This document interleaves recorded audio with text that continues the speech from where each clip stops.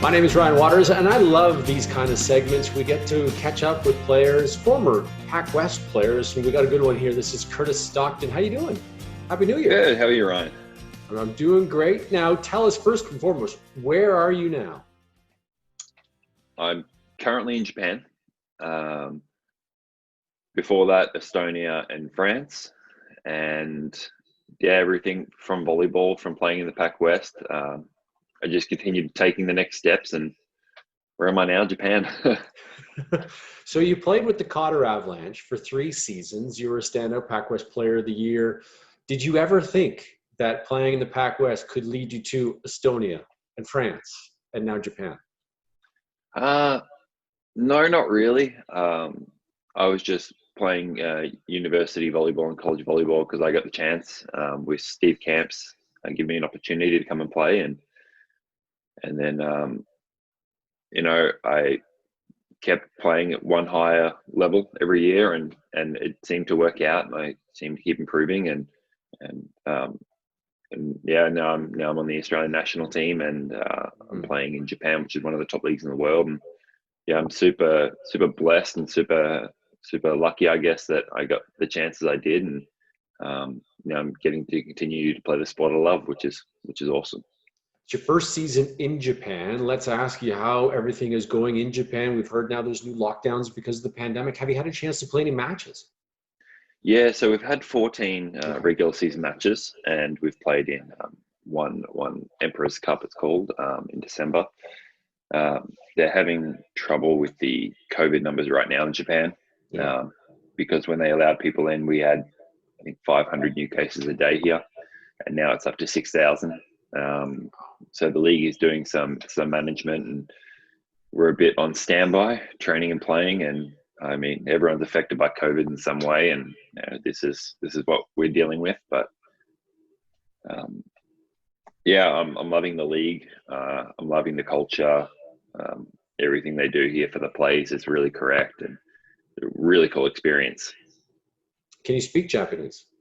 I cannot speak Japanese. I know about 5 words, but we have a translator, and plenty of the guys on the team speak some English, so I can get by. Now, are they only allowed one international player on each team? Is that how it works? Yeah, so each team can have one foreign player from anywhere in the world, and then they can also have one Asian foreign player. So someone, for example, we have a guy from the Philippines, and then the rest of the team is filled up with Japanese players. So yeah, it's super difficult to get into a league like this, but I guess I got lucky, and I got recruited to come here. So yeah, definitely running with it for sure. What part of Japan are you in, and how close is it to Tokyo? Yeah, so Tokyo's got really bad COVID numbers. I'm in the south of Japan, and in a small town called Oita. So going back to COVID, we have really low numbers down here, which is great. But I'm liking the small town and staying away from the big cities anyway with COVID. So it works out really well that we do get a bit of freedom to walk around and not stress out too much. Is the league across the country, or is it just in different pockets? Yeah, so it's across the whole country. A lot of the teams are based in Tokyo and Osaka, which have high numbers. And one team in Hiroshima, and then we're the furthest down south. So I guess we're the warmest weather. It's great. Even though it snowed yesterday for the first time. Wow. Yeah. So the guys are pretty excited about that. I said, I'll go to Canada. Yeah, exactly. Being from Cranbrook, or playing in Cranbrook, I'm sure snow is no big deal for you. Yeah, exactly right. Got used to walking to school in snow. Yeah. So is the style of volleyball or level of volleyball different from the different countries that you've been in? I mean, you played in Australia, you played here in Canada, you've Estonia, France, now Japan. Is there differences? Can you tell? Yeah, totally. The players on average are a bit shorter, and fundamentally they teach to have a lot more ball control. Okay. So as an attacker, you really have to hit the ball at 100% if you want to be able to put the ball away.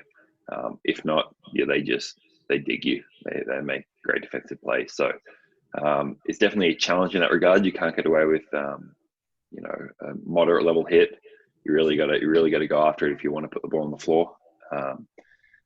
And sorry, you asked one other thing, style and Yeah, just the style and just the type of play in the different countries. You can tell the differences. really, yeah. So the defensive level here is really high, and Mhm. also they're on really fast offenses. So lots of like shoot plays and plays over the top plays, and um, to try to move the block around and to try to make lanes for themselves. So super different compared Yeah. to playing in Europe or just playing in Canada or Australia, where it's a more traditional style of offense. So I mean, it's all just experience, and it's all just growing as an individual, getting a chance to play against all these different teams and all these different places in the world. It's only going to benefit you, and yeah, just really fast offenses here and good passing, good defense. So um, good quality fundamental volleyball. Yeah. As an offensive player, you must like the quick sets. You must like those shoot sets, don't you? Um, Or no? yes, on the national team, my coach Mark was trying to get me to run more of a faster ball, just because I'm not, a 6'10" player. Right. I'm 6'6", so trying to run a faster offense to only get one block or 1.5 blocks to not always have to hit on the top or try to go over the block. So um, I'm used to playing a bit of a faster game, but yeah, these guys played at a really fast speed, so it's interesting.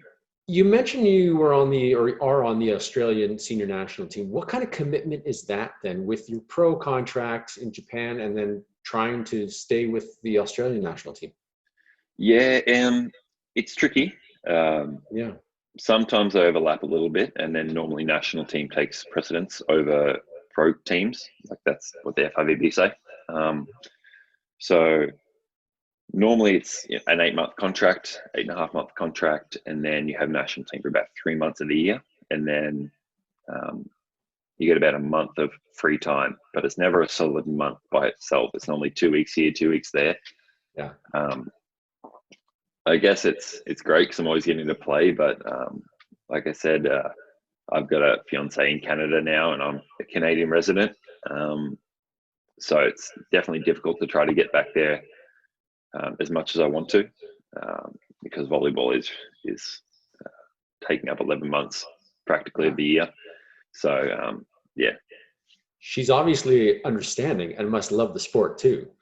yeah, she just started playing volleyball herself with me, in the backyard in the COVID times, because we couldn't go to the gym when the first lockdown happened when we were in Hmm. Victoria, BC.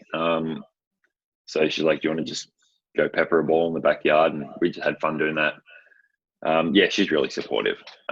Obviously, it's really difficult because this is my 4th year of professional volleyball, and you see each other for a month a year. Like that's tough.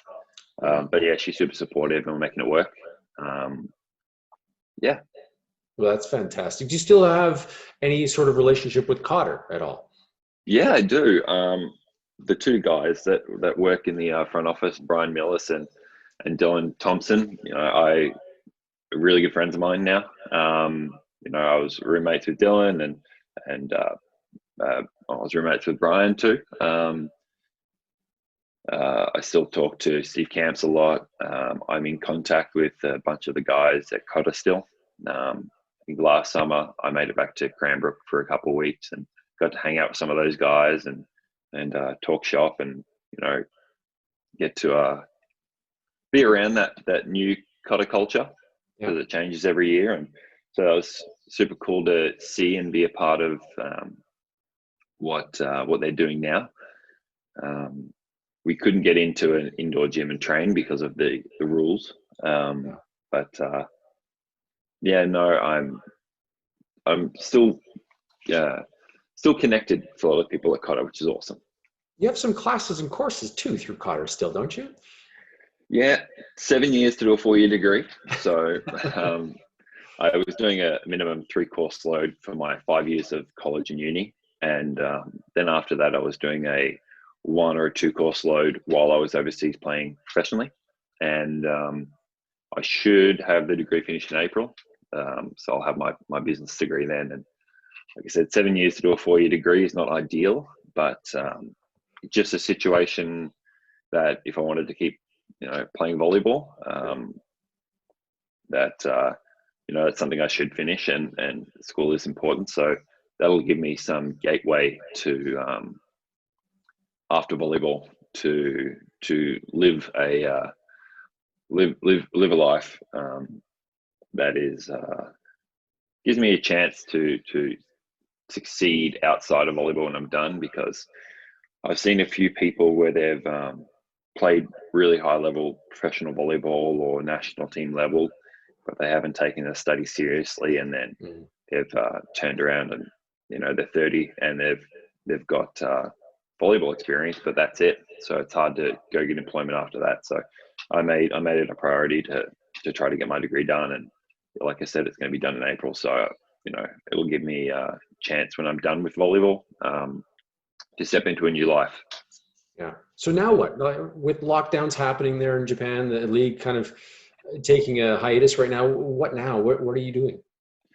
Yeah, we're just training. We're training and hitting the weight room and focusing on just developing ourselves as a team.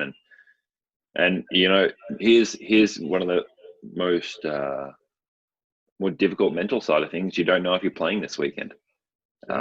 You're training and you're preparing for a team, and you don't know if you're going to play the match. Like that happened. We're supposed to play JT Thunder this week, and just didn't happen. They said, we'll let you know if you're playing next week.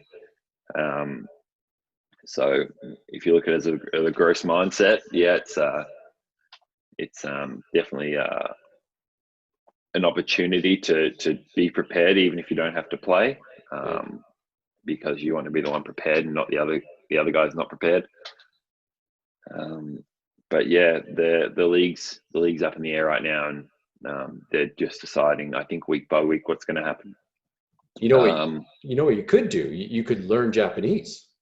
I could learn Japanese. Just kidding. Hey, listen, thanks for doing this. This has been fun talking to you all the way from Japan, and continued success, and hopefully you get back on the floor sooner than later. Yeah, thank you so much, Ryan. Thanks for having me on, and good luck to everyone in the PACWEST. I know this season isn't running, but like I said, it's an opportunity for you guys as individuals to grow and to focus on getting in the gym and getting on top of your nutrition and all the other things, and then come out and have a really solid season the following year when hopefully COVID's not a thing. So good luck to everyone in the PACWEST. Stay safe. Thanks so much, Ryan, for having me on. I appreciate it.